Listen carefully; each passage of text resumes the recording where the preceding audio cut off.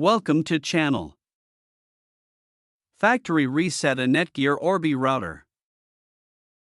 Step 1. Unplug the extras. First off all, if you've got anything connected to the Orbi, like a switch, printer, or any other device, unplug it. Leave just the modem and the Orbi router. Step 2. Find the reset button, flip the router around. There's a tiny hole at the back that says reset. You're going to need something small, like a paper clip.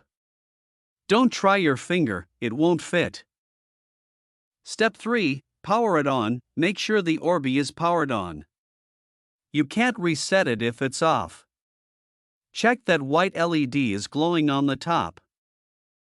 Step 4. Hold reset button, take your paper clip, push it inside that reset pinhole, and hold it. Don't let go too soon.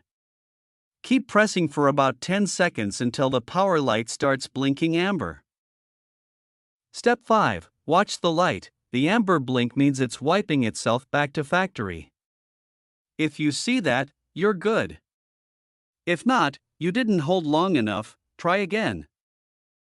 Step 6. Let it reboot, now just sit and wait.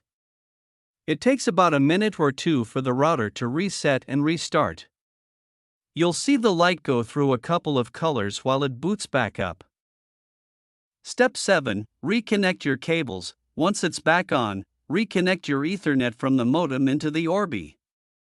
If you unplugged anything else earlier, now's the time to plug it back. Step 8. Reconnect your devices. At this point, your Wi-Fi name and password are wiped. You'll need to connect to the default Orbi network.